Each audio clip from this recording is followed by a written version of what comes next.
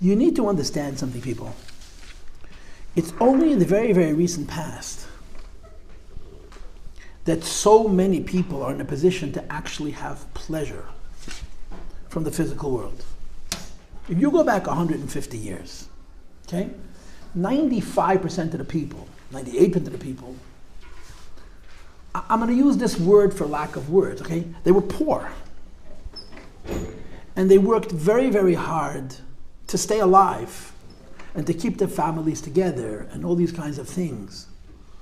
Now, I'm not saying that their lives were poor. I'm saying that their wallets were empty. They may have had very rich, beautiful lives, beautiful familial lives, close relationships with their husbands and wives, close relationships with their parents, close relationships with their children. But life was hard for most people. You need to understand what's going on. There is a new test that humanity faces. All 7.5 billion, with a B, of us face a test that's historically unprecedented. Most people in this room, by the standards of the 19th century, are pashut rich. Now you may not think you're rich, because rich means having more than the guy next door. But the way we live, the homes we live in, the cars we drive, the clothing we wear, the food we eat, and the spare time, the leisure time, the time that we had that we don't have something to do, like work, is unprecedented. It never existed before in history, never. Okay? So what has this created? What has this onset of unprecedented wealth? I understand it's complicated. It's complicated for many reasons. First of all, not everybody's rich. And second of all, there are such things that money can't buy, like disease, like psychological illnesses, like not getting along with your husband or your wife. These are problems that you can't solve with money. But we in the modern world, in America today, and it's not just in America, but it's particularly in America, by and large have extra time, extra money, too much food, too many clothes, too many rooms in our house, and here's what the deal is. This is the part that I think, if I ever teach you anything, if I can teach you this, I'm a successful teacher. Kindalach.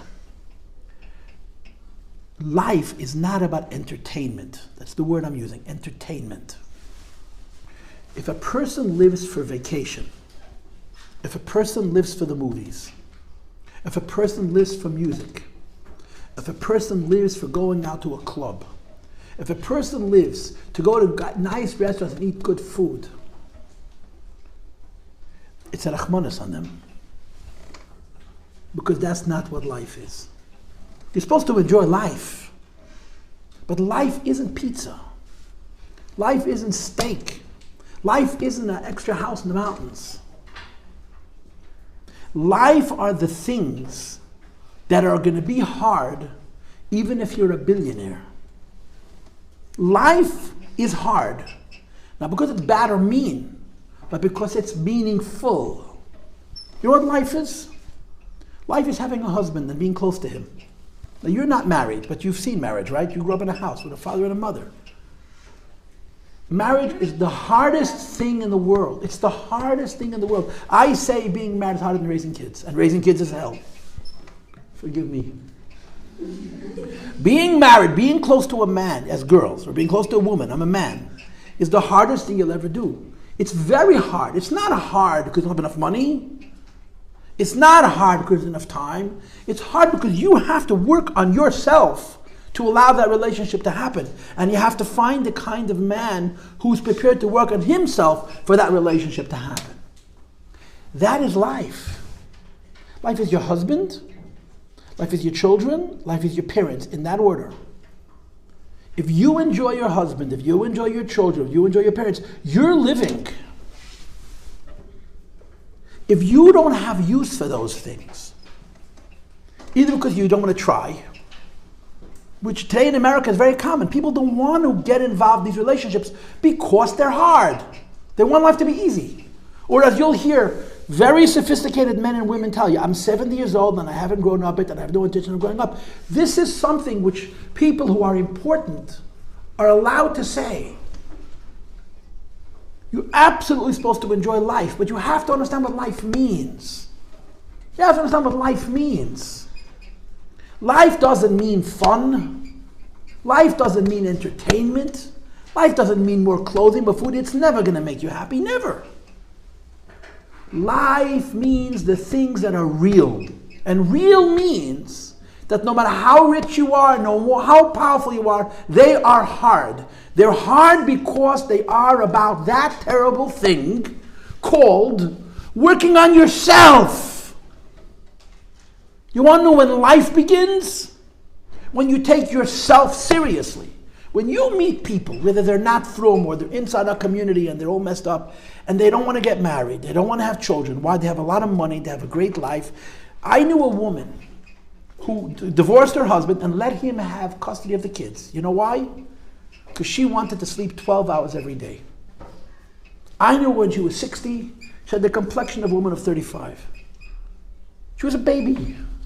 She had the best life in the world. That's not life. That's not life. That's being a child. That's being a child. We, Baruch Hashem, I can't hear you. For her, that was life.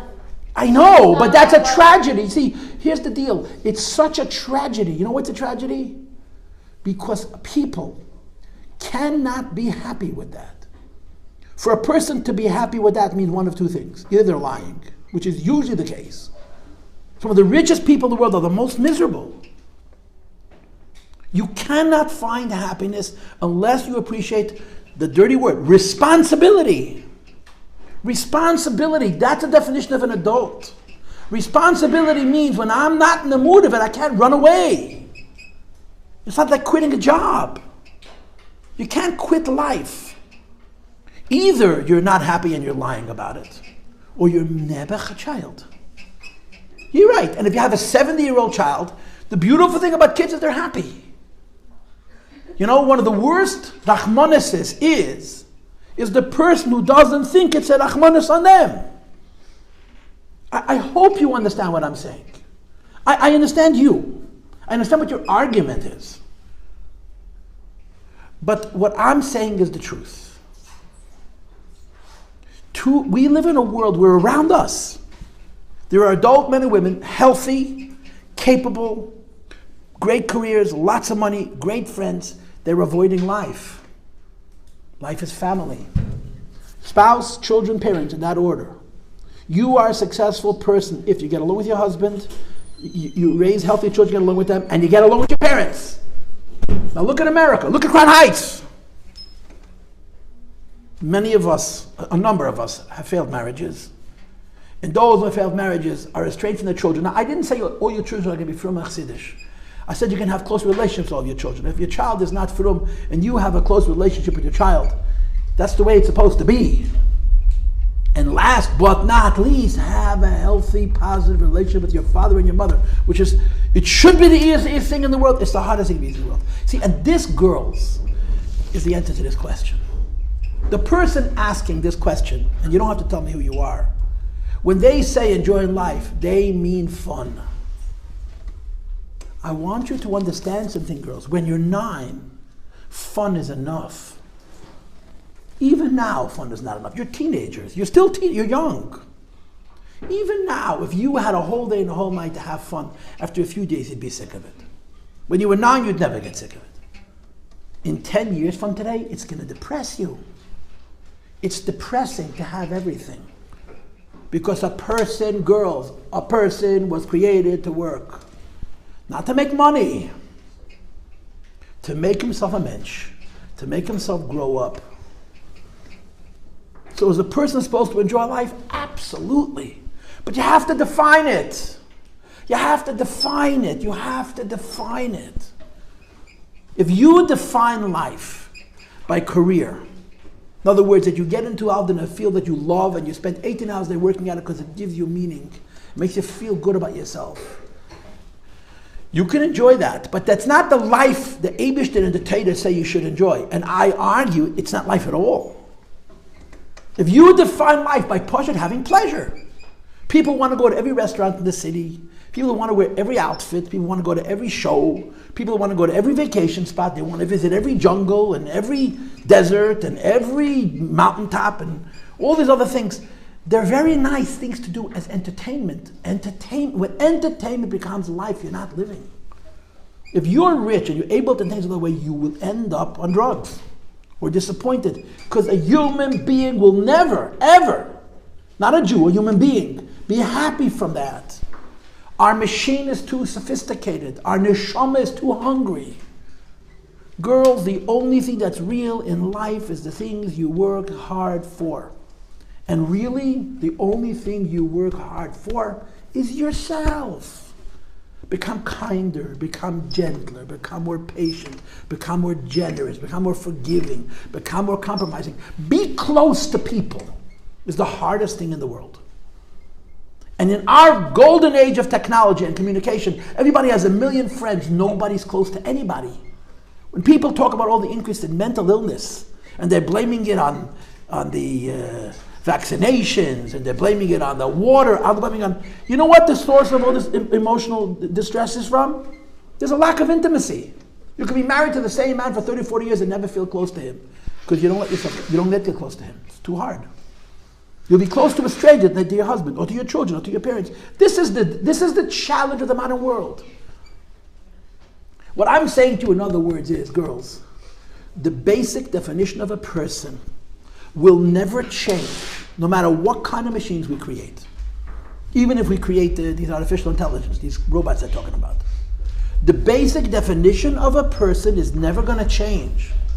And the basic definition of a person is he has a soul, a neshama, and that soul needs voice. Girls, the soul doesn't need another piece of pizza. The soul doesn't need a new car, doesn't need a nicer phone, a better computer. The soul needs to be close to other people. The soul needs to give to other people.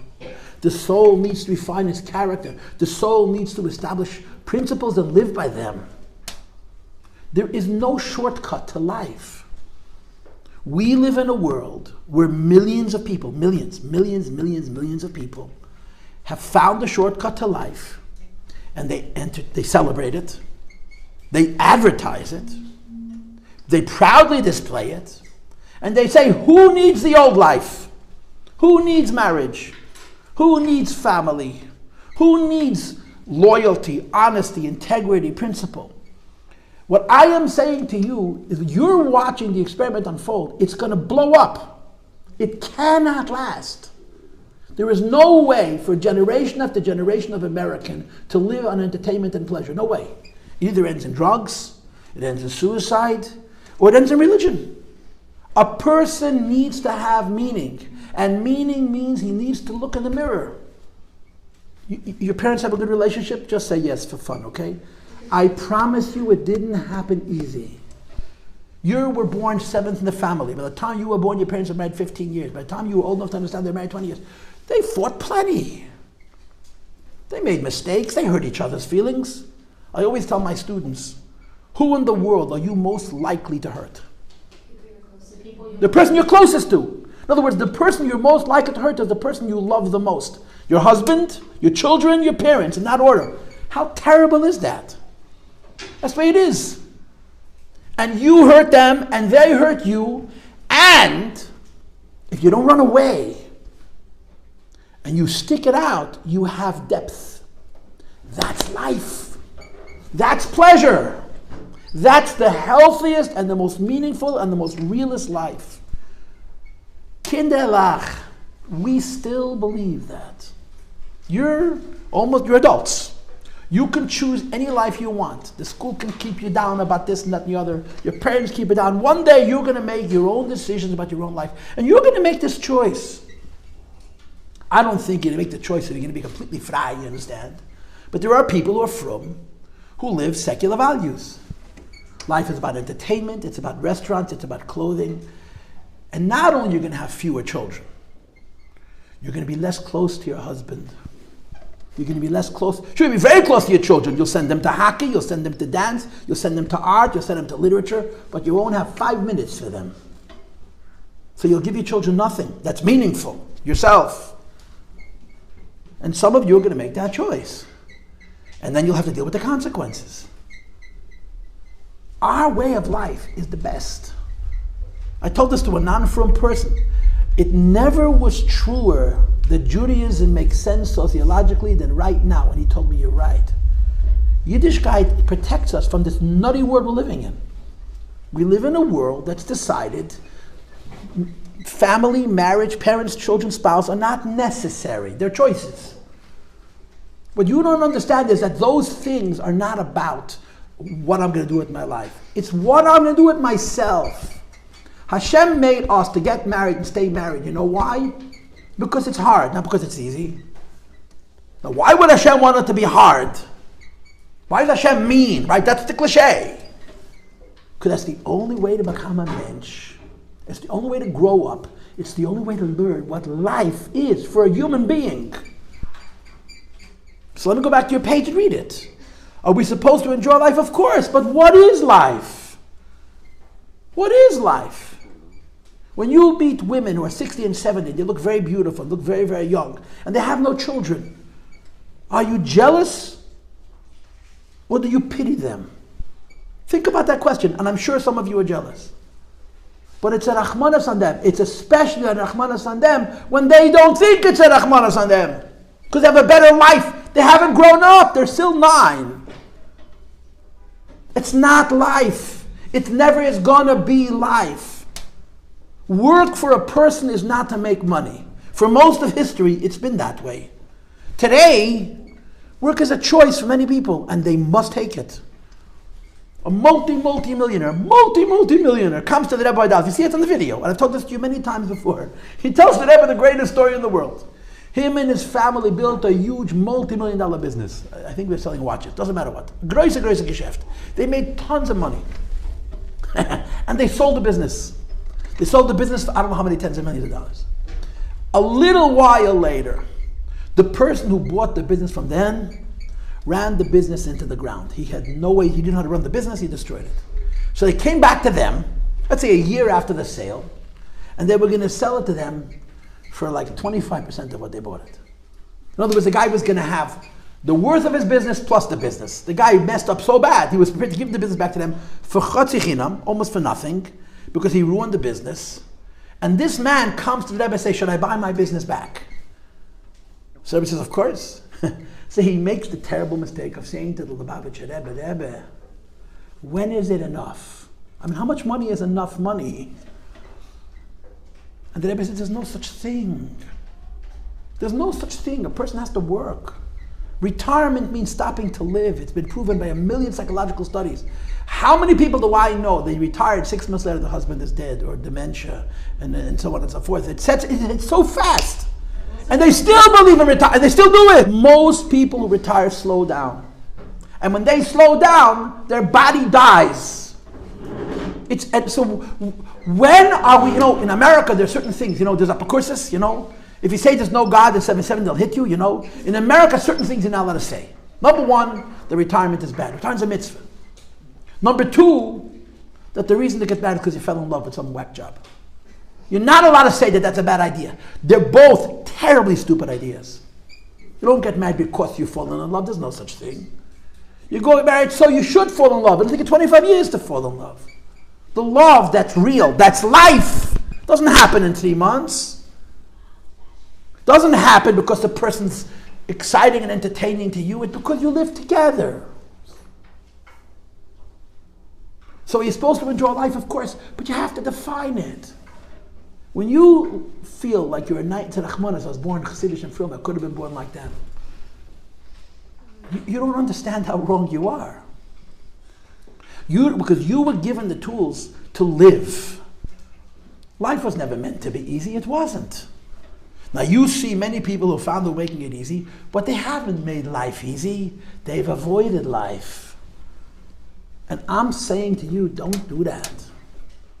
Now, if you accept my premise, and of course you're free to do whatever you want, you can hold your hand up, you can keep it up if you want. I'm not answering you, but you can hold it up if you want. I'll get to your question soon. Okay, if you understand what I just said, then this question falls away automatically. What gives you pleasure and what gives him pleasure, that means the Eibishter, are exactly the same. Hashem wants you to enjoy life, but Hashem wants you to create it. The only way to have life is to create it. And it's hard. It's hard. And the hardest part of it is looking in the mirror, fixing yourself.